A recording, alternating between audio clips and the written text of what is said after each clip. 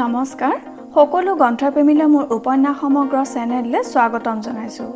মাকাম উপন্যাসখনৰ প্ৰথম খণ্ডৰ পৰৱৰ্তী অংশ পঢ়ি শুনাব ওলাইছো। উপন্যাসখনৰ ভিডিঅ'সমূহ আপোনালোকে কেনেকুৱা পালে কমেন্ট কৰিব আৰু লগতে লাইক, শ্বেয়াৰ আৰু সাবস্ক্ৰাইব কৰি বেল আইকনটোত ক্লিক কৰি অল নটিফিকেশ্যন বাটনটোত ক্লিক কৰি দিব, যাতে উপন্যাসৰ পৰৱৰ্তী অংশৰ ভিডিঅ'সমূহ আপলোড কৰাৰ লগে লগে আপোনালোকে পাই থাকে। মাকাম প্ৰথম খণ্ড পাৰ্ট 2। 1823 চন ইষ্ট ইণ্ডিয়া কোম্পানীৰ দখলত থকা বেংগলৰ উত্তৰ পূব অংশৰ গাতে লগা আছাম ৰাজ্যৰ উজনি খণ্ড। আছামৰ মাজেদি বৈ যোৱা ইপাৰ সিপাৰ নমনা ব্ৰহ্মপুত্ৰৰে উজাই আহি ব্ৰহ্মপুত্ৰৰ এখন প্ৰধান উপনৈ বুঢ়ীদিহিঙত প্ৰৱেশ কৰি দক্ষিণ পূব সীমান্ত পাৰ হৈ উজাই গৈ আছে জাক নাও।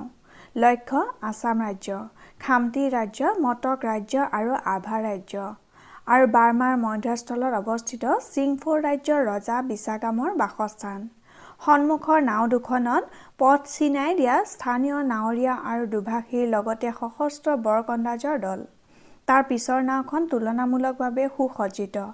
এই নাওখন দলটোৰ মুখিয়ালজনৰ। তেওঁৰ লগত আছে কেইবাবছৰৰ লগত থকা দাসজন। তাৰ পিছৰ নাও দুখনত বণিজৰ সামগ্ৰী। একেবাৰে শেষৰ নাওখনৰ সশস্ত্ৰ বৰকণ্ডাজৰ দল। দুয়োফালে অতি ঘন অৰণ্য। হাবিৰ পৰা ভাহি অহা বনৰীয়া কুকুৰা আৰু ডাউকৰ মাত। বিভিন্ন চৰাই কিচিৰ-মিচিৰ শব্দৰ সৈতে মিহলি হৈ গৈছে বাঢ়ৈটোকা চৰাই গছৰ গাত খনকৈ খুটুৱাৰ খট শব্দ। তাৰ সৈতে মিহলি হৈ গৈছে হলৌ বান্দৰৰ সমস্ত হুংকু চিঞৰ, লগতে জিলিৰ মাত। সেই কোলাহলৰ মাজতো আশ্চৰ্য এক নিৰ্জনতাই যেন আৱৰি আছে নৈৰ দুপাৰৰ ঘন অৰণ্য। অতি গভীৰ দিহিঙৰ পানীত বঠাৰ চাপবোৰে খলকনি তুলি চাৰিওফালে ছটিয়াই দিছে মানুহৰ উপস্থিতিৰ চাঞ্চল্য। বঠাৰ চাবৰ সৈতে নাৱৰীয়াৰ কণ্ঠত প্ৰাণ পাই উঠা গীতৰ সুৰ সনাসনি হৈ থান-বান কৰি পেলাইছে প্ৰাচীন অৰণ্যৰ গাম্ভীৰ্য। ওলোটাফালে বলা বতাহ ঠেলি নাও আগবঢ়াবলৈ বঠা মাৰোতে ঘামত তিতি গৈছে ময়মনছিঙীয়া আৰু ৰাখাইন বা আৰাকানীৰ নাৱৰীয়াবোৰৰ পাহোৱাল শৰীৰ। এনে লাগিছে যেন নৈৰ বুকুত ঢৌ তুলি আগবাঢ়ি গৈ আছে এক বেপেৰুৱা অভিযাত্ৰীৰ দল। অৱশ্যে তেওঁলোকক অভিযাত্ৰী নহয় বুলিও ক'ব নোৱাৰি। এই নাওবোৰৰ নেতৃত্বত যিজন আছে তেওঁ বেপেৰুৱা অভিযাত্ৰীতকৈ কোনোগুণে কম নহয়। তেওঁৰ নাম ৰবাৰ্ট ব্ৰুচ। ইষ্ট ইণ্ডিয়া কোম্পানীৰ বেংগল আৰ্টিলেৰীৰ প্ৰাক্তন মেজৰ ৰবাৰ্ট ব্ৰুচ। নাৱৰ ওপৰত বহি থকা সবল সুঠাম মানুহজনৰ পিন্ধনত গোল আৰু থিয় টুপি। গালৰ প্ৰায় মাজলৈ আহি পৰা খটেৰে উজ্জ্বল মুখৰ মানুহজনৰ চকুযোৰত তিৰবিৰাই আছে সফল ব্যৱসায়ীৰ চাতুৰ্য আৰু সৈনিকৰ সতৰ্কতা। প্ৰায় কাণলৈকে ঢাক খোৱা থিয় কলাৰ বগা চাৰ্ট পিন্ধিছে মানুহজনে। ডিঙিত পিন্ধিছে ফুলাম গাঁঠি মৰা কলা চিল্কৰ ক্ৰেভেট। তাৰ ওপৰত এটা ডাঙৰ কলাৰৰ দীঘল কোট। কোটৰ বাহু দুটা ফুলাই চিলোৱা। কঁকালত আতিল খাই ধৰা কোটটোৰ ঘেৰ ক্ৰমান্বয়ে তললৈ ডাঙৰ হৈ গৈছে। কলা বগা আঁচ থকা আৰু তললৈ ঠেক হৈ আতিল হৈ পৰা পেণ্টটোৰ তলত এডাল ফিটা লগোৱা আছে। ফিটাডাল সুমুৱাই দিয়া হৈছে চাৰিচুকীয়া গৰুহাৰ আৰু জোঙা আগৰ কলা জোতাত। দীৰ্ঘদিনীয়া বেহিচাপি জীৱনে ৰুক্ষ কৰি তোলা এখন শেষ যৌৱনৰ মুখ। সমগ্ৰ অৱয়ৱত ফুটি উঠিছে এক বেপেৰুৱা মনোভংগীৰ প্ৰতিচ্ছবি। সুদূৰ স্কটলেণ্ডত আত্মীয় পৰিজনক এৰি আহি এক সম্পূৰ্ণ প্ৰতিকূল জলবায়ুত জীৱনৰ নতুন আৰম্ভণি ঘটোৱা ৰবাৰ্ট ব্ৰুচৰ তেজত এডভেঞ্চাৰৰ বলিয়ালি আছে। নহ'লে অজান্তিমূলক আছাম দেশত ব্যৱসায় কৰিবলৈ কেতিয়াও আহিব নোৱাৰিলেহেঁতেন। অৱশ্যে আছামত ৰবাৰ্টেই প্ৰথম ব্যৱসায়ী নহয়। ইউৰোপীয় ব্যৱসায়ীৰ আহযাহ এই অঞ্চলত নতুন নহয় যদিও এই আহযাহ মূলতঃ সীমাবদ্ধ হৈ আছে নামনি মুলুকত।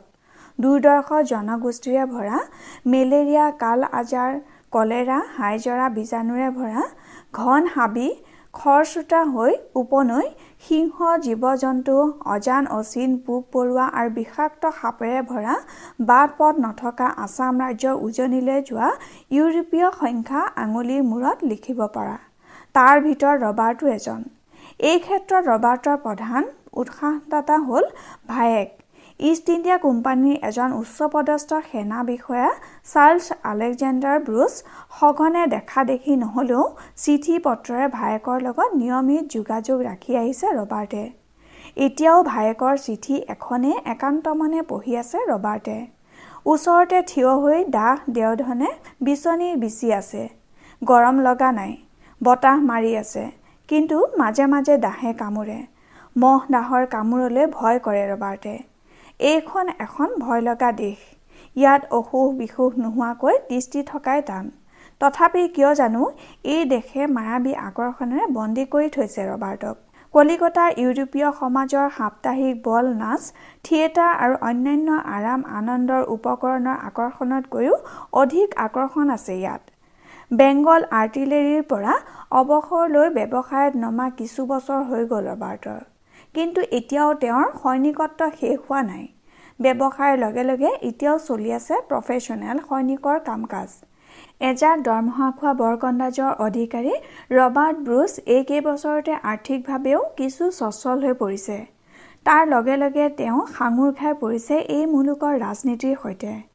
ৰূপান্তৰিত হ'ব ধৰিছে এজন অস্ত্ৰ ব্যৱসায়ীলৈ, যাৰ কাৰো প্ৰতি আনুগত্য নাই।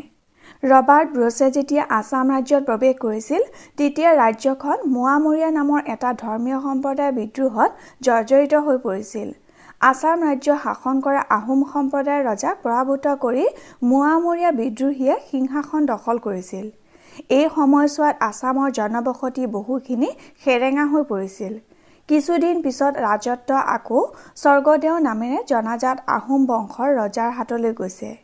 এই সময়ছোৱাৰ ৰাজনৈতিক অস্থিৰতাৰ মাজতে লাহে লাহে আছামৰ ভিতৰুৱা ৰাজনীতিত ব্যৱসায়ৰ স্বাৰ্থত জড়িত হৈ পৰিছিল ৰবাৰ্ট ব্ৰুচ। কোচবেহাৰৰ পৰা আভালৈ এই বিশাল ভূমিখণ্ডৰ প্ৰায় সকলো ৰাজনৈতিক মুখিয়ালৰ লগত ৰবাৰ্ট ব্ৰুচৰ সম্পৰ্ক হৈছে। এই বিশাল ভূখণ্ডৰ ৰাজনীতিত ৰবাৰ্ট এজন অতি পৰিচিত ব্যক্তি, অতি প্ৰয়োজনীয় ব্যক্তিও। কাৰণ ৰবাৰ্টৰ হাতত আছে সামৰিক শক্তি, ব্যৱসায়িক বুদ্ধি, যথেষ্ট অৰ্থ আৰু ইষ্ট ইণ্ডিয়া কোম্পানীৰ লগত সুসম্পৰ্ক। ভাৰতৰ বিশাল ভূমিখণ্ডত আধিপত্য বিস্তাৰ কৰি ৰাজনৈতিক ক্ষমতা দখল কৰিবলৈ সক্ষম হোৱা ব্ৰিটিছ বণিক গোষ্ঠী ইষ্ট ইণ্ডিয়া কোম্পানী এতিয়া এই ভূখণ্ডত এক অপেক্ষা কৰিব নোৱাৰা শক্তি হৈ পৰিছে। এই অঞ্চলৰ ৰাজনৈতিক, সামৰিক, অৰ্থনৈতিক সকলো দিশৰ পৰা শক্তিশালী হৈ উঠিছে ইষ্ট ইণ্ডিয়া কোম্পানী। কোম্পানীয়ে অৱশ্যে এই অঞ্চলৰ ৰাজ্যসমূহৰ ভিতৰুৱা ৰাজনীতিত হস্তক্ষেপ কৰিবলৈ এতিয়ালৈ বিশেষ কোনো আগ্ৰহ দেখুওৱা নাই।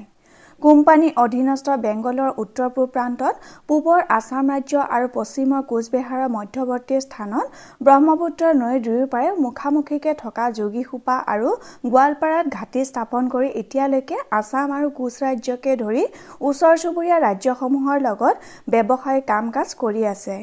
যোগীঘোপাৰ অৱস্থান আছাম আৰু বেংগলৰ সীমাত হোৱা কাৰণে ই এটা অতি গুৰুত্বপূৰ্ণ ব্যৱসায়িক কেন্দ্ৰ হৈ পৰিছে। তাতে ৰবাৰ্টৰো ব্যৱসায়ৰ ফেক্টৰী বা অফিচ আছে। আছামৰ আভ্যন্তৰীণ বিষয়ত হস্তক্ষেপ নকৰা নীতি ল'লেও বেংগলৰ শাসক হিচাপে কোম্পানীয়ে ৰাজনীতিৰ পৰা দূৰৈত অৱস্থান কৰিব পৰা নাই। মাজে মাজে জড়িত হৈ পৰিব লগা হৈছে সীমামূৰীয়া আছাম আৰু কোচবেহাৰৰ ৰাজনৈতিক ঘটনাৰ সৈতে। অৱশ্যে কোম্পানীয়ে আছাম ৰাজ্য বা কোচবেহাৰ ৰাজ্যৰ পৰা কোনো শক্তিশালী বিপদ আহিব বুলি নাভাবে। তেওঁলোকৰ চিন্তা চুবুৰীয়া আভালৈহে।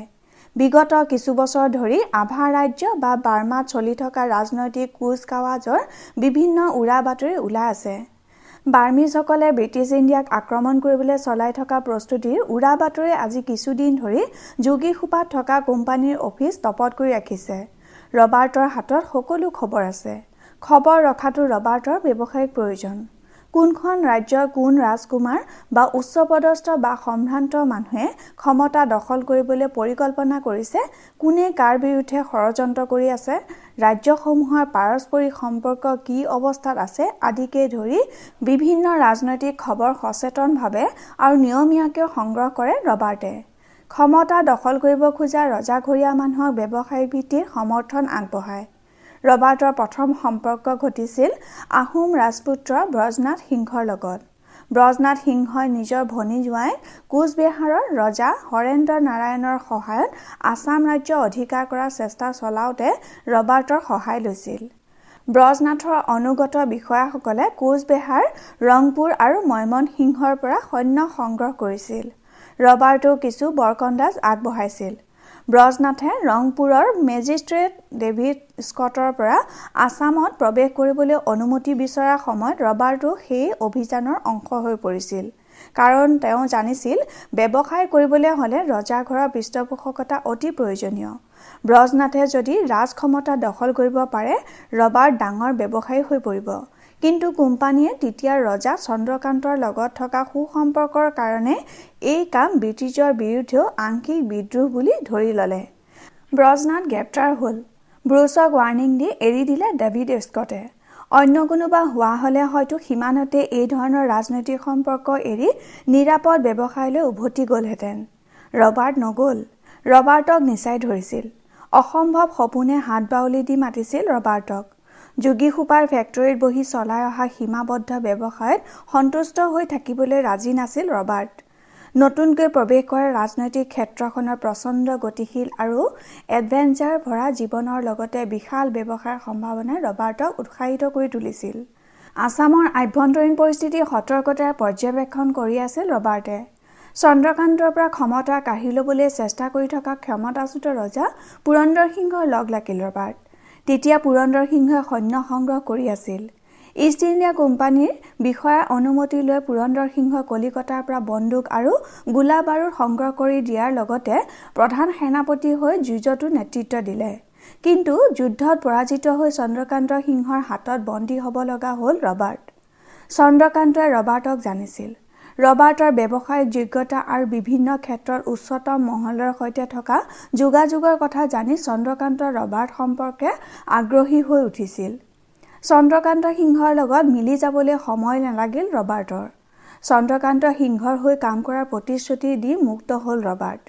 তাৰ পিছতে বাৰ্মিজ সৈন্যৰ হাতত পৰাজিত হৈ গুৱাহাটী এৰি গোৱালপাৰালৈ পলাই আহিল চন্দ্ৰকান্ত। চন্দ্ৰকান্ত সিংহক বন্দুক আৰু গোলা বাৰুদ কলিকতাৰ পৰা সংগ্ৰহ কৰি দিলে ৰবাৰ্টে। চন্দ্ৰকান্তই উভতি আহি গুৱাহাটী দখল কৰিলে।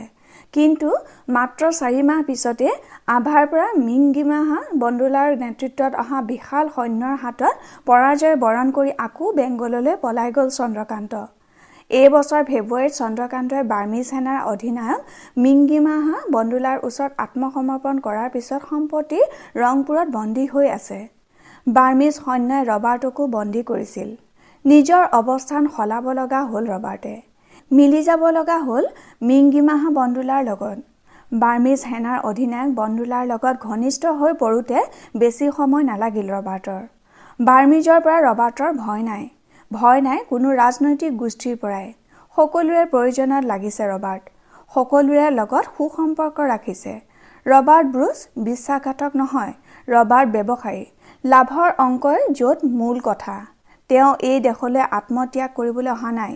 এই দেশৰ প্ৰতি তেওঁৰ কোনো দায়বদ্ধতা নাই। যিয়ে তেওঁক লাভ দিব তেওঁৰে অনুগত হৈ থাকিব ৰবাৰ্ট। ৰাজনৈতিকভাৱে অস্থিৰ ৰাজ্য এখনত তিষ্ঠি থাকিবলৈ এনেকৈয়ে চলিব লাগিব। চলাৰ কাৰণে লাভ হৈছে ৰবাৰ্টৰ। অসম চকী দখললৈ অনাৰ পিছত বাৰ্মিজৰ কাষ্টম হাউচ পৰিচালনাৰ অধিকাৰ পাইছে ৰবাৰ্টে। মাষ্টাৰ। দেওধনৰ নম্ৰ মাতটো শুনি চিন্তাৰ পৰা উভতি আহি তালৈ চালে ৰবাৰ্টে। Master T. দেওধনে আগবঢ়াই দিয়া চাহৰ মগটো লৈ লাহে লাহে সোহা মাৰি মাৰি দুয়োপাৰৰ প্ৰাকৃতিক শোভালৈ দৃষ্টি দিলে ৰবাৰ্টে। এই অঞ্চলটোৰ বিষয়ে ৰবাৰ্টে বৰ বেছি নাজানিছিল। জনাৰ প্ৰয়োজনো হোৱা নাছিল। আছামৰ ভিতৰতে ৰবাৰ্টৰ ব্যৱসায় সীমাবদ্ধ হৈ আছিল। এতিয়া আছাম ৰাজ্য পাৰ হৈ চুবুৰীয়া চিংফৌ আৰু তাৰ সিফালৰ বিশাল বাৰ্মাৰ সৈতে ব্যৱসায় কৰিবলৈ মন মেলিছে ৰবাৰ্টে। তাৰ কাৰণে প্ৰয়োজনীয় সম্পৰ্কও গঢ়ি উঠিব ধৰিছে। সেয়েহে এই অঞ্চলৰ বিষয়ে এই অভিযানত অহাৰ আগে সকলো খবৰ লৈ আহিছে ৰবাৰ্টে। এইটো এটা ঘন অৰণ্য, ওখ পাহাৰ আৰু বিভিন্ন স্বাধীন জনগোষ্ঠীৰে ভৰা বিচিত্ৰ অঞ্চল। আছাম ৰাজ্যতকৈ বহুত বেলেগ। দুয়োপাৰে ঘন অৰণ্যৰে ভৰা বুঢ়ীদিহিঙেৰে উজাই যোৱা নাওবোৰৰ নাৱৰীয়াবোৰো সতৰ্ক হৈ আছে। বৰকণ্ডাছবোৰৰ হাতে হাতে দীঘল বেৰেলৰ মাস্কেট। নাৱত হাতে পোৱাতে থোৱা আছে তৰোৱাল, দা, যাঠি আৰু অন্যান্য অস্ত্ৰ-শস্ত্ৰ। সতৰ্ক হৈ নাথাকি উপায় নাই। বাৰ্মিজ সৈন্যই আছাম ৰজাৰ অনুগত বুলি ভবা মানুহৰ ওপৰত অবৰ্ণনীয় অত্যাচাৰ চলোৱাৰ লগতে লুটপাতো অব্যাহত ৰাখিছে। বাৰ্মিজৰ ভেষ ধৰি স্থানীয় মানুহ কিছুমানেও ডকাইতিত লিপ্ত হৈছে। এই অনুশাসনহীন বেপেৰুৱা আৰু নিৰ্মম বাৰ্মিজ সৈন্যৰ দলবোৰৰ কাৰণে সতৰ্ক হৈ থাকিব লগা হৈছে নাওবোৰৰ নিৰাপত্তাৰ দায়িত্বত থকা বৰকণ্ডাজবোৰৰ লগতে নাৱৰীয়াসকল। বাৰ্মিজ সেনাপতি মিংগিমাহাৰ বন্দুলাৰ নিয়ন্ত্ৰণত থকা আছাম এতিয়া এক অশান্ত ৰাজ্য, প্ৰায় পৰিত্যক্ত। ৰাজ্যৰ উজনি খণ্ড প্ৰায় জনমানৱহীন প্ৰান্তৰত পৰিণত হৈছে। ৰজাহীন এই দেশত এতিয়া প্ৰশাসন বুলিবলৈ একো নাই। বাৰ্মিজ প্ৰশাসক মিংগিমাহা তিলুৱাৰ ইচ্ছাই এতিয়া আইন। বাৰ্মিজ সৈন্য অত্যাচাৰ জুৰুলা হৈ পৰা মানুহ ৰাজ্য এৰি ভাগিবলৈ আৰম্ভ কৰিছে। চুবুৰীয়া দেশ ভূটান, নামনিৰ সীমাত থকা কোচ ৰাজ্য আৰু ওচৰৰ পাহাৰবোৰলৈ পলাই গৈছে বহুত মানুহ। উজনি আছামৰ চুবুৰীয়া শদিয়া অঞ্চল স্বাধীন জনগোষ্ঠী দফলাসকলে আছাম ৰাজ্যত সোমাই আহি দাস হিচাপে জাকে জাকে মানুহ ধৰি লৈ গৈছে। আছাম ৰাজ্যৰ পূব প্ৰান্তৰ স্বাধীন জনগোষ্ঠী চিংফসকলেও ধৰি লৈ গৈছে আছাম ৰাজ্যৰ অজস্ৰ প্ৰজা। মানক উৎখাত কৰাৰ চেষ্টা অৱশ্যে এতিয়াও চলি আছে। মানৰ অত্যাচাৰ সহিব নোৱাৰি আছামৰ সীমামূৰীয়া অঞ্চলত আশ্ৰয় লৈ থকা আছাম ৰাজ্যৰ কিছুমান প্ৰজাই বেংগলত লুকাই থকা আছাম ৰাজ্যৰ কেইজনমান বিষয়াৰ নেতৃত্বত একগোট হৈ স্কটৰ সাৱধানতা সত্ত্বেও সৈন্য সংগ্ৰহ কৰি আছে। সুবিধা বুজি বিভিন্ন ঠাইত বাৰ্মিজ সৈন্যৰ ওপৰত আক্ৰমণ চলাই আছে আছামৰ সৈন্যই। এইবোৰ কাৰণত ৰবাৰ্টৰ ব্যৱসায় আগৰ দৰে হৈ থকা নাই। নিমখৰ চাহিদা বহুখিনি কমি গৈছে। ৰবাৰ্টৰ বাণিজ্যৰ প্ৰধান সামগ্ৰী হ'ল ইউৰোপৰ পৰা অহা ব্ৰডক্লথৰ লগতে মুকুতা, মছলা, কাৰ্পেট, প্ৰবাল আৰু আৰ্চি। আটাইতকৈ প্ৰধান হ'ল নিমখ। এইবোৰ বেছি আছামৰ পৰা বাহিৰলৈ লৈ যায় মুগা ধুতি, মুগা সূতা, হাতী দাঁত, গড়ৰ খৰ্গ আদি আপুৰুগীয়া বস্তু। সাধাৰণতে নদী পথেৰেই বেপাৰ কৰে ৰবাৰ্টে। এইবাৰ ৰবাৰ্ট আহিছে দুটা বিশেষ উদ্দেশ্য লৈ। চিংফো ৰজা বিছাগামাক সাক্ষাৎ কৰা আৰু তাৰ পিছত আৰু উজাই গৈ বাৰ্মাৰ ৰজাক দেখা কৰা। প্ৰয়োজনীয় অনুমতি পত্ৰ ৰবাৰ্টৰ লগত আছে। আছামৰ প্ৰশাসনৰ দায়িত্বত থকা মিংগিমাহা তিলুৱাৰ পৰা পৰিচয় পত্ৰ আৰু বন্ধুত্বৰ প্ৰমাণপত্ৰ লৈ আহিছে ৰবাৰ্টে। নাৱৰীয়াৰ চিঞৰ শুনি ৰবাৰ্টে সন্মুখলৈ চালে। নাৱৰীয়াই দীঘল চৰীৰে পানীৰ জোখ লৈছে। নিৰ্জন অৰণ্যত ঠেকা খাই কঁপনি তুলিছে নাৱৰীয়াৰ মাতে। চাহৰ মগত শোহা মাৰি মাৰি আকৌ নিজৰ ভাৱনাত বুৰ গ'ল ৰবাৰ্ট। আজি ৰবাৰ্টৰ জীৱনৰ এক বিশেষ দিন। এইবাৰ ব্যৱসায়ৰ লগতে এক বিশেষ উদ্দেশ্য লৈ চিংফো ৰাজ্যৰ প্ৰধান বিছাগামক দেখা কৰিবলৈ আহিছে ৰবাৰ্টে। পুৰন্দৰ সিংহৰ বিষয়া ৰামদত্ত দোলাকাষৰীয়া বৰুৱাৰ পুত্ৰ মণিৰামক গোৱালপাৰাত লগ নোপোৱা হ'লে আজি এই অভিযানৰ হয়তো সম্ভাৱনাই নাছিল। মণিৰামৰ মুখতে ৰবাৰ্টে চিংফসকলে খোৱা পানীয়ৰ কথা প্ৰথম শুনিছিল। ৰবাৰ্টে খোৱা চাহৰ লগত সেই পানীয়ৰ মিল থকা বুলিও মণিৰামে কৈছিল। কথাটো শুনিয়ে উৎসাহিত হৈ উঠিছিল ৰবাৰ্ট। প্ৰশ্নৰ উপৰি প্ৰশ্ন সুধি মণিৰামৰ পৰা চিংফসকলৰ বিষয়ে জানি লৈছিল। তাৰ পিছত ব্যৱসায় কৰিবলৈ আহোঁতে গড়গাঁৱত চিংফসকলৰ এটা গোটৰ মুখিয়ালক লগ পাইছিল ৰবাৰ্টে। মুখিয়ালজনক তেওঁলোকে খোৱা পানীয় প্ৰস্তুত কৰা গছৰ পুলি দুটা দিবলৈ সন্মতও কৰাইছিল। কথাটো বিশেষ আগ নাবাঢ়িল। সেইকাৰণে এইবাৰ নিজে চিংফো ৰাজ্যলৈ আহিছে ৰবাৰ্ট। মণিৰাম দেৱানৰ পৰা আৰু চিংফোৰ মুখিয়ালৰ পৰা শুনি যিখিনি বুজিছে চিংফসকলে খোৱা পানীয়টো চাহ হোৱাৰ সম্ভাৱনা আছে। যদি হয় তেনেহ'লে বিশ্বৰ অৰ্থনীতিৰ ৰূপে বেলেগ হৈ যাব। চিংফসকলৰ বাৰ্মিজসকলৰ বন্ধু। ৰবাৰ্টো বাৰ্মিজসকলৰ বন্ধু। সম্পৰ্ক কৰাত অসুবিধা নহয়। সন্মুখৰ পৰা এটা হুলস্থুলৰ শব্দ ভাহি আহিল। সচকিত হৈ ৰবাৰ্টে মূৰ তুলি চালে। বাৰ্মিজ সৈন্য কঢ়িয়াই অনা এজাক বাৰ্মিজ নাও ভটিয়াই আহি আছে। তীব্ৰ গতিৰে অহা ঠেক আৰু দীঘল বাৰ্মিজ নাৱৰ লগত ফেৰ মৰা টান। আনকি ব্ৰিটিছ গানবোটেও ফেৰ মাৰিব নোৱাৰে। মুহূৰ্ততে বন্দুক হাতত লৈ সষ্টম হৈ উঠিল ৰবাৰ্ট। বৰকণ্ডাজবোৰে হাতৰ বন্দুক টোৱাই ধৰিছে। হাতে হাতে অস্ত্ৰ তুলি লৈছে সকলোৱে। বাৰ্মিজ নাৱৰ সৈন্যবোৰেও অস্ত্ৰ তুলি লৈছে।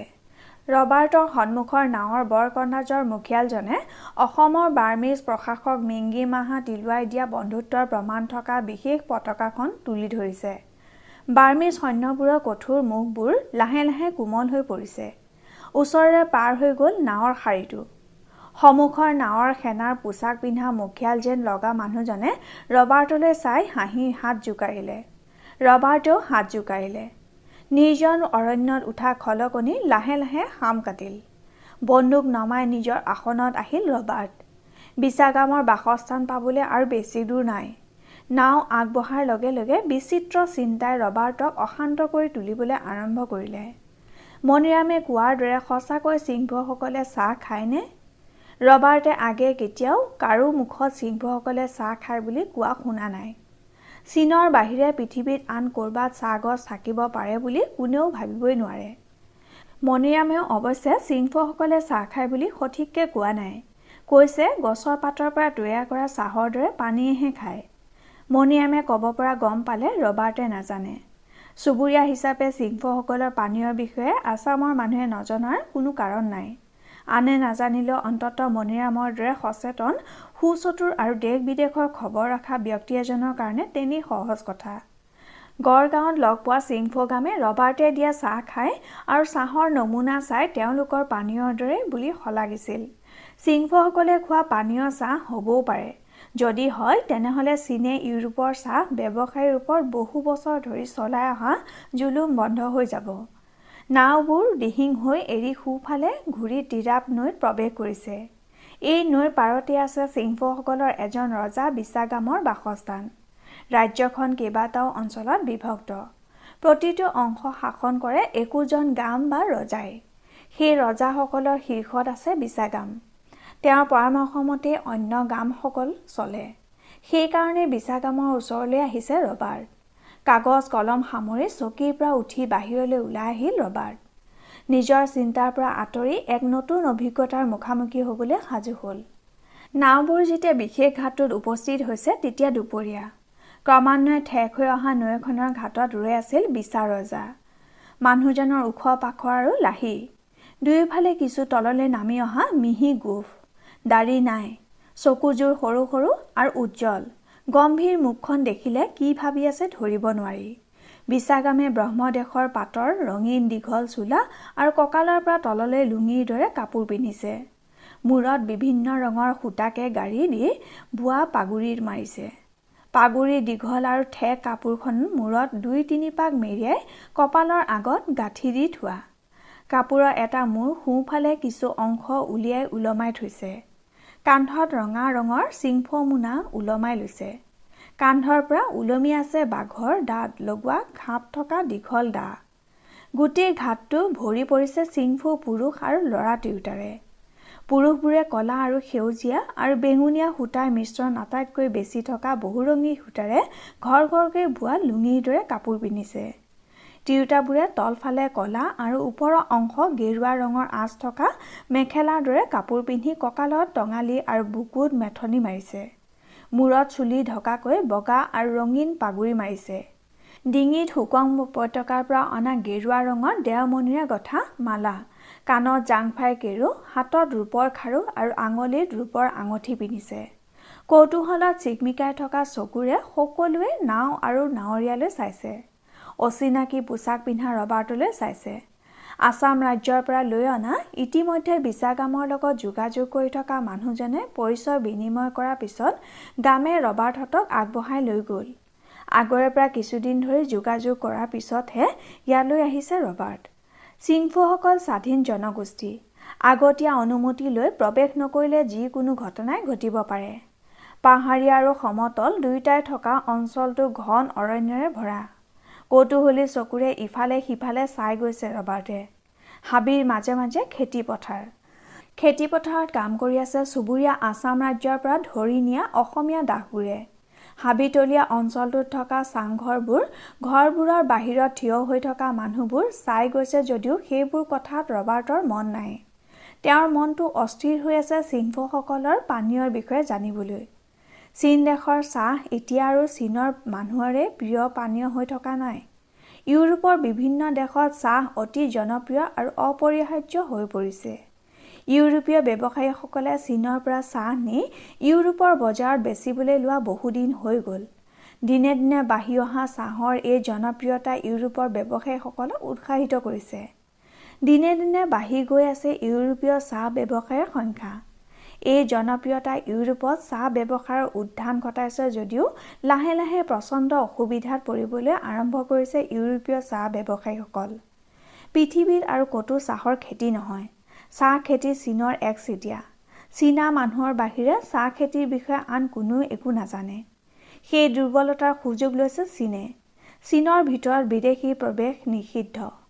বিদেশী ব্যৱসায়ীয়ে চীনৰ কেণ্টন বা গুৱাংডং প্ৰদেশৰ ৰাজধানী চহৰ গুৱাংঝৌৰ গাতে লগা বন্দৰত ৰৈ চীনা পাইকাৰী ব্যৱসায়ী সংসকলৰ গোট কহঙৰ পৰা কিনিব লাগে চীনত উৎপাদিত চাহ।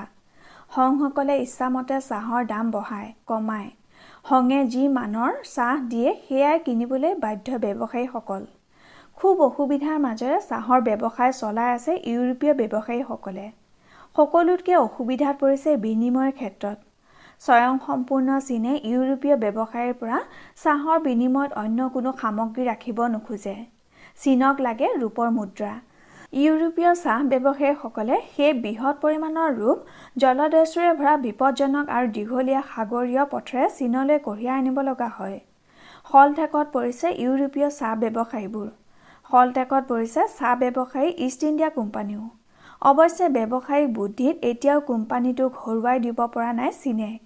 ইষ্ট ইণ্ডিয়া কোম্পানীয়ে ভাৰতত উৎপাদন কৰা কানি চীনৰ বজাৰ ঢালি দিছে। চীনৰ অনেক মানুহ কানিৰ নিচাত আসক্ত হৈ পৰিছে।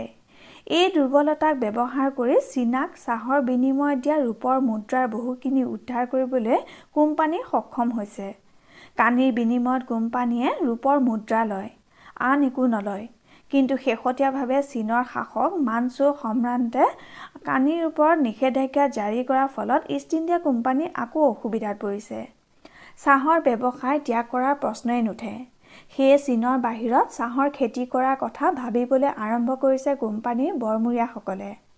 চাহ খেতিৰ কাৰণে কেনেধৰণৰ মাটি লাগে, কেনেধৰণৰ জলবায়ু লাগে আদি চাহ সম্পৰ্কীয় তথ্য গোটাবলৈ আৰম্ভ কৰিছে। এইবোৰ কথা কলিকতাত থাকোঁতেই শুনিছিল ৰবাৰ্টে। মণিৰামৰ মুখত চিংফসকলৰ পানীয়ৰ কথা শুনাৰ পিছৰে পৰা সেইবোৰ কথাই মূৰত পাকঘূৰণি খাই আছে। যদি চিংফসকলৰ পানীয় কেনেবাকৈ চাহ হয় তেনেহ'লে চাহ ব্যৱসায়ৰ মূল সমস্যাটোৱে নোহোৱা হৈ যাব। ৰবাৰ্টো এজন ডাঙৰ চাহ ব্যৱসায়ী হৈ পৰিব পাৰিব।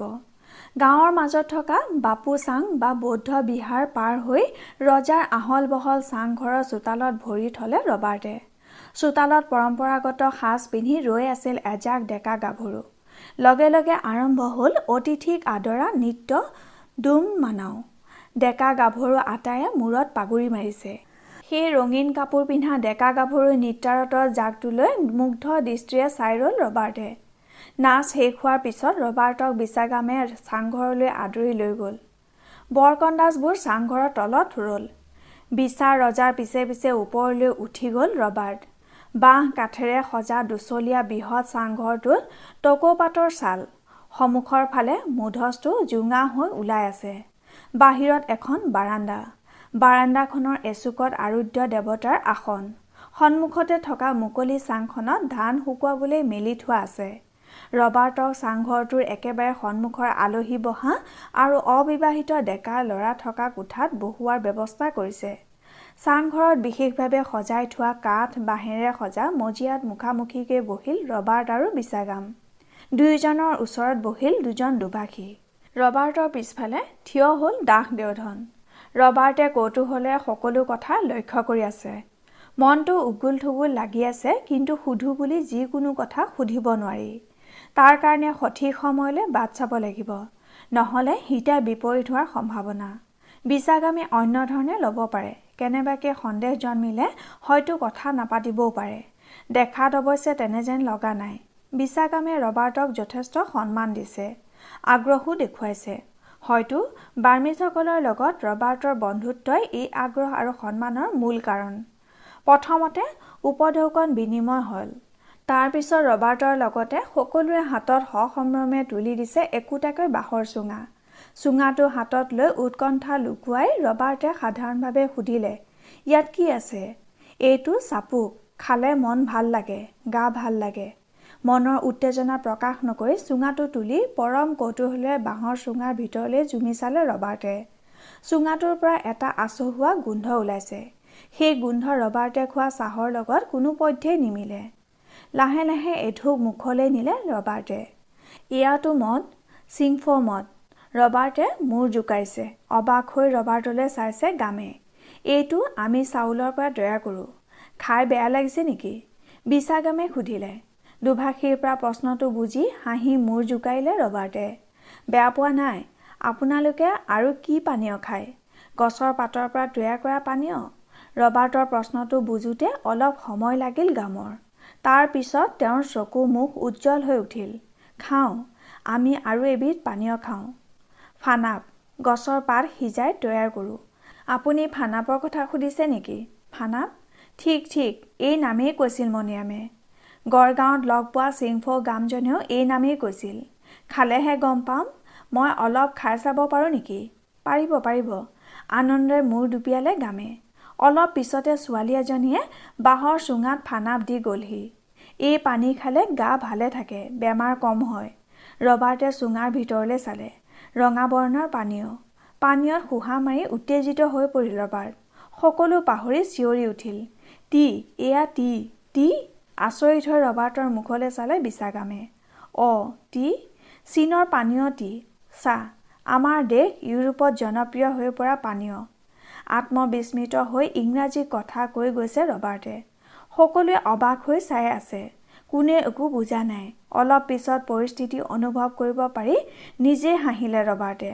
বিছাগামলৈ চাই অনুৰোধৰ সুৰত ক'লে, মোক অলপ ফানাপ আনি দিব পাৰিবানে?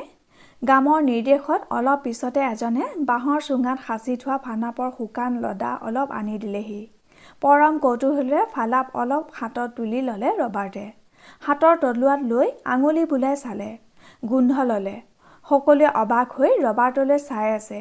ধৰিব পৰা নাই ফানাপক লৈ ইমান উত্তেজিত হ'বলগীয়া কি আছে।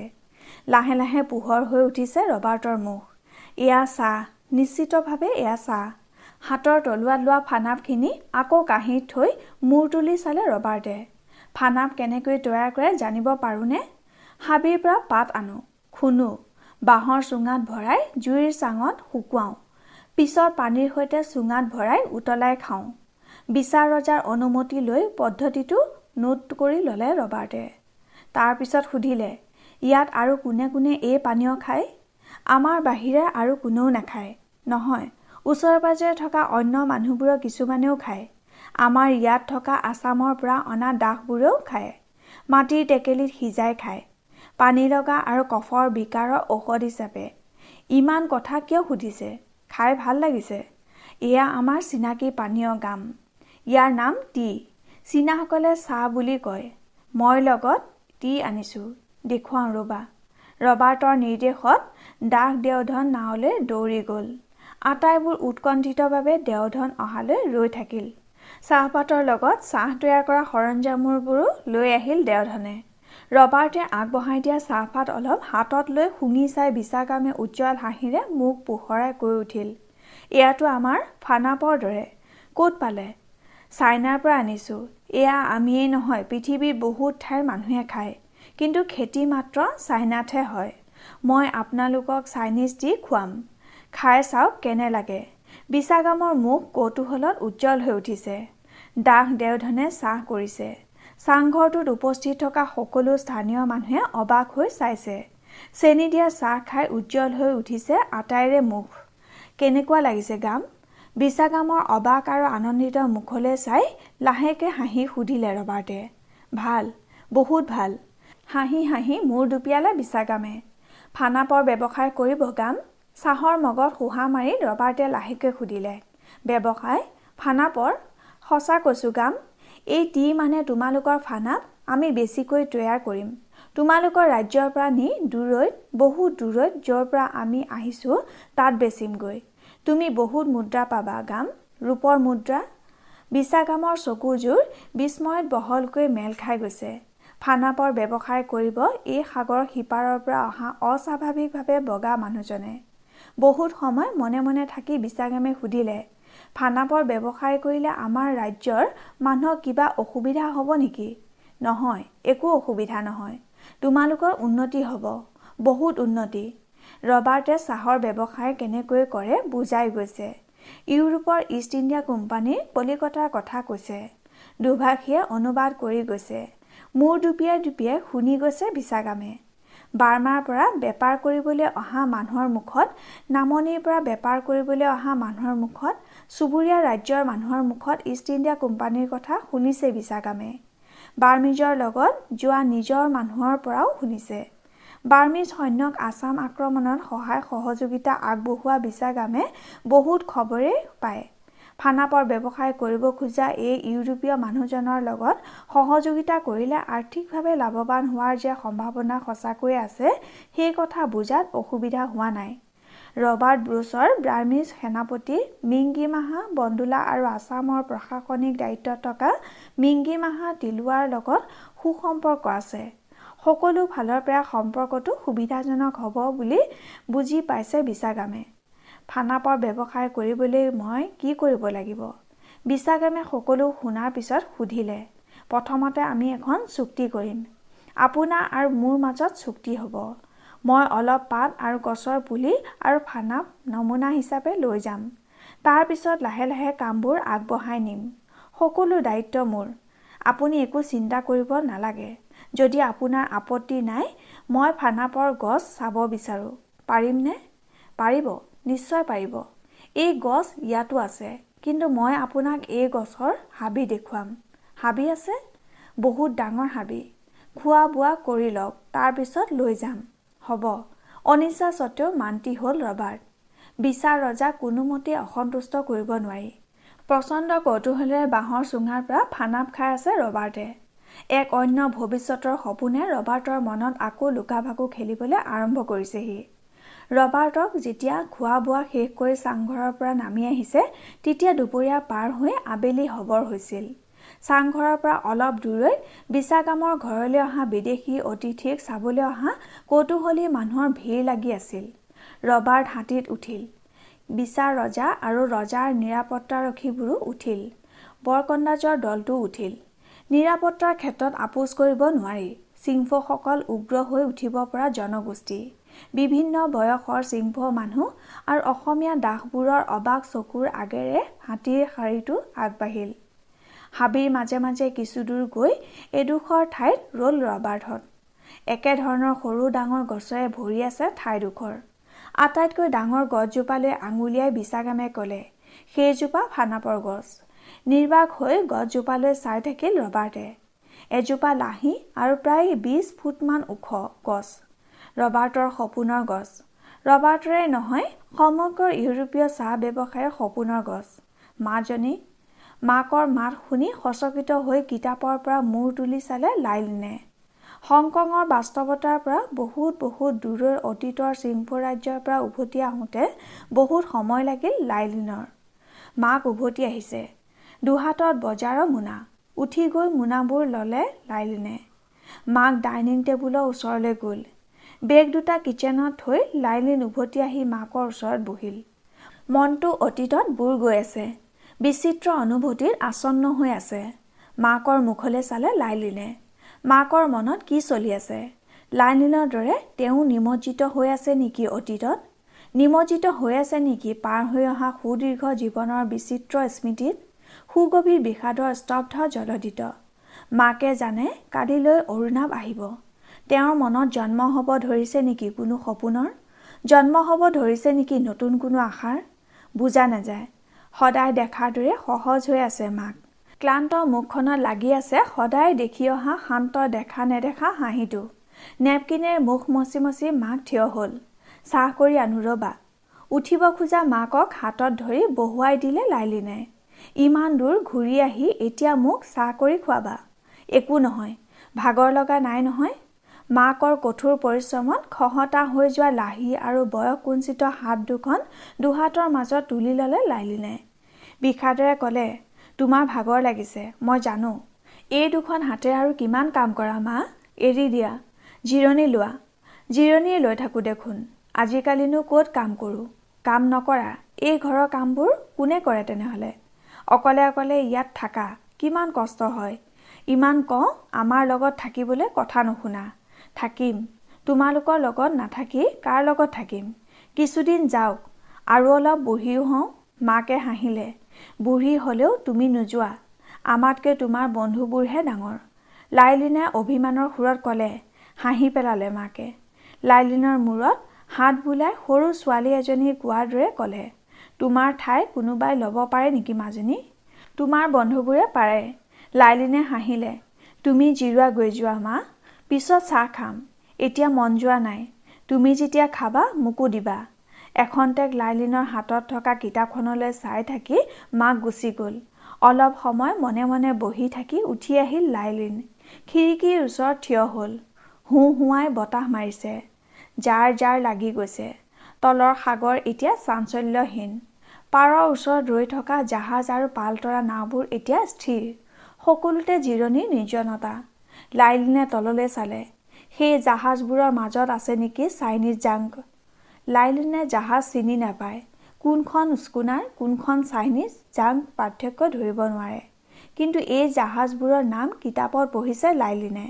পঢ়িছে 19 শতিকাৰ প্ৰথম ভাগত সাগৰীয় ব্যৱসায়ক গতি প্ৰদান কৰিবলৈ গঢ়ি তোলা পালতৰা ক্লিপাৰ জাহাজৰ কথা, স্কুনাৰ আৰু চাইনিজ জাংকৰ কথা। নিজৰ বিষয়ে, নিজৰ শিপাৰ বিষয়ে জানিবলৈ যাওঁতে এই পালতৰা জাহাজবোৰৰ কথা পঢ়িবলৈ পাইছিল লাইলিনে। এই জাহাজবোৰৰ নাম জড়িত হৈ আছে লাইলিনহঁতৰ অতীতৰ সৈতে। আজিৰ পৰা 170 মান বছৰ আগতে এখন চাইনিজ জাংকত উঠিয়ে লাইলিনহঁতৰ পূৰ্বপুৰুষ দক্ষিণ চীনৰ পৰা বাহিৰলৈ ওলাই আহিছিল। অলপ সময় তাতে ৰৈ থাকি উভতি আহি কিতাপ লৈ বহিল লাইলিন। অৰুণাৱে লিখিছে, মই যেন খোজকাঢ়ি গৈ আছিলোঁ প্ৰাচীন এখন অচিনাকি নগৰৰ মাজেৰে। শিলীভূত হৈ ৰোৱা সেই নগৰৰ অতীতে মোক বাৰে বাৰে বিস্ময়ত স্তব্ধ কৰি তুলিছিল। বাৰে বাৰে কন্দুৱাইছিল। বাৰে বাৰে মই চটফটাই উঠিছিলোঁ উপশমহীন যন্ত্ৰণা আৰু নিৰুপায় ক্ৰোধত। চটফটাই উঠিছিলোঁ প্ৰকাশ কৰিব নোৱাৰা আক্ষেপত। মই বুজি পাইছোঁ কিয় লাইলিনৰ চকুত জ্বলি আছিল ক্ৰোধৰ সেই জুইৰ টুকুৰা। মই বুজিছোঁ বুজিছোঁ তেওঁলোকৰ সমাজখনক। বুজোতে সময় লাগিছে, উপলব্ধি কৰোঁতে সময় লাগিছে। সময় লাগিবই। সেয়াটো ইচ্ছা কৰিলেই মেলি ল'ব পৰা, ইচ্ছা কৰিলেই পঢ়ি পেলাব পৰা লিখিত ইতিহাস নহয়। সেই ইতিহাসৰ সৰু সৰু খণ্ডবোৰ সিঁচৰিত হৈ আছে পৃথিৱী জুৰি। সেই ইতিহাসৰ একো একোটা আখৰ বুটলি আনিব লগা হৈছে কথা ক'ব নোখোজা মানুহৰ বুকুৰ এন্ধাৰৰ পৰা, চকুপানীৰ পৰা, নীৰৱতাৰ পৰাও।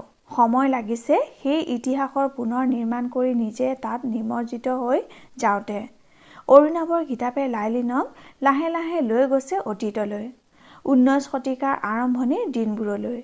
লাইলিন উভতি গৈছে দক্ষিণ চীনৰ এখন দুৰ্ভিক্ষপীড়িত গাঁৱলৈ, য'ত জন্ম লৈছিল লাইলিনৰ পূৰ্বপুৰুষৰ, যাৰ নাম আছিল হুহান।